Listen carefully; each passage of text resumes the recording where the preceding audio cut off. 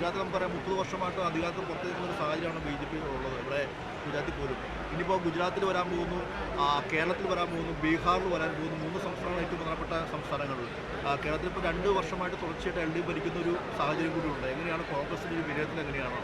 ഞങ്ങളുടെ ദേശീയ സാഹചര്യം വിലയിരുത്തുമ്പോൾ രാജ്യത്തിൻ്റെ മതേതര സങ്കല്പങ്ങളും ഭരണഘടനാ സംരക്ഷണവും അത് മുഖ്യമാക്കി കോൺഗ്രസ് മുമ്പോട്ട് പോകാനാണ് കോൺഗ്രസ് തീരുമാനിക്കുന്നത്. ഇന്ത്യ മുന്നണി ശക്തിപ്പെടണം. കാരണം കോൺഗ്രസിന് മാത്രമായി BJP നേരിടുക എന്ന് പറയുന്നത് ഇന്നത്തെ സാഹചര്യത്തിൽ അസാധ്യമായ കാര്യമാണ്. ഇന്ത്യ മുന്നണി ശക്തിപ്പെടണം. പക്ഷേ അപകടം എന്ന് പറയുന്നത് BJPയുടെ ഭീഷണി തന്നെയാണ്. ഫാസിസ്റ്റ് പ്രവണതകൾ ഗുജറാത്തിൽ ഏറ്റവും തീവ്രമാണ്. ഇവിടെ ഗാന്ധിജിയുടെ മണ്ണിൽ, സർദാർ പട്ടേലിൻ്റെ മണ്ണിൽ ഇവിടെ പോലും മതേതര സങ്കല്പങ്ങളെ അട്ടിമറിച്ചുകൊണ്ട് പോകുന്ന ഒരു സാഹചര്യം ഉണ്ടായിരിക്കുന്നു. ഈ അപകടം നാം കാണണം. അതിന് കോൺഗ്രസിന് ചുമതലയുണ്ട്.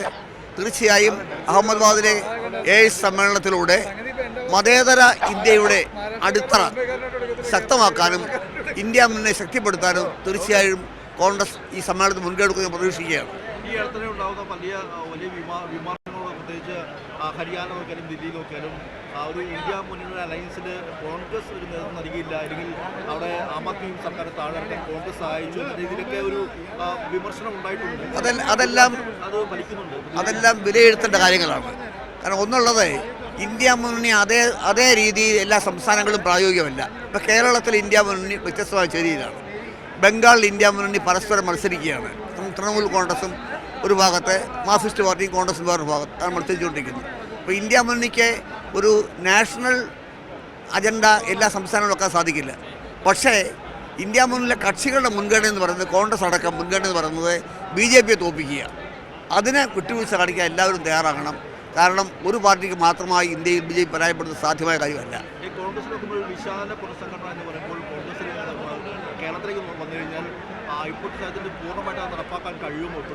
കോൺഗ്രസിൻ്റെ കേരളത്തിലെ മണ്ഡലം തലങ്ങൾ പൂർത്തിയായി കഴിഞ്ഞു, ബ്ലോക്ക് തലങ്ങൾ പൂർത്തിയായി കഴിഞ്ഞു. ഇനിയിപ്പോൾ വേണ്ടത് ചില അഴിച്ചുപണി ആവശ്യമുണ്ട്. കാരണം ഇത് 5 കൊല്ലമായി ഭാരവാഹികൾ തുടരുകയാണ്. പലരും വർക്ക് ചെയ്യുന്നവരല്ല. അവരെ ഒഴിവാക്കി ഒരു റീജുവനേഷൻ കോൺഗ്രസിന് ആവശ്യമാണ്. അത് കേരള പ്രദേശ് KPCC അജണ്ടയാണത്. ഹൈക്കമാൻഡുമായി സംസാരിച്ച് ഒരു തീരുമാനമെടുക്കും. അത് പ്രത്യേകമായൊരു മാറ്റം തീരുമാനിച്ചിട്ടില്ല. പക്ഷേ ആവശ്യമായ മാറ്റങ്ങൾ പാർട്ടിയിൽ ഉണ്ടാകണം. അത് എന്തായാലും ഇത് ചില ഗ്യാപ്പുകളുണ്ട്. ഇപ്പോൾ എല്ലാ മാറ്റവും ഉടനെ ചെയ്യാൻ സാധിക്കത്തില്ല. പുനഃസംഘടന ചിലടത്ത് നടന്നു കഴിഞ്ഞിട്ടുണ്ട്. അപ്പോൾ ആവശ്യമായ മാറ്റങ്ങൾ, വാട്ട് എവർ ഇറ്റ് ഈസ്, എന്താണോ ആവശ്യം അത് വിലയിരുത്തി ചെയ്യാൻ സാധിക്കണം. അല്ലാതെ അടച്ചൊരു മാറ്റത്തൊന്നും സാധിക്കത്തില്ല. കാരണം ഇപ്പോൾ അതിനുള്ള സമയമില്ല. കാരണം ലോക്കൽ ബോഡി സെലക്ഷനായി. ഞാൻ പറയാൻ കാരണം വെച്ചാൽ കഴിഞ്ഞ കുറേ ദിവസങ്ങളായിട്ട് കേസ് ഉദാഹരണം മാറ്റണമെന്ന് ആവശ്യപ്പെട്ട് മുന്നോട്ട് വരുന്ന ഒരു പശ്ചാത്തലമുണ്ട്. പല ചില വിമർശനങ്ങളൊക്കെ ഉണ്ടാവുകയും ചെയ്തു. അപ്പോൾ ആ ഒരു പശ്ചാത്തലമാണ് ഞാൻ ഒന്ന് ചോദിച്ചത്. അതെല്ലാം ഹൈക്കമാൻഡിൻ്റെ മുമ്പിലുള്ള വിഷയമാണ്. അദ്ദേഹത്തെ മാറ്റിയാലും മാറ്റിയില്ലെങ്കിലും ഹൈക്കമാൻഡാണ് ലാസ്റ്റ് വാക്ക് പറയേണ്ടത്.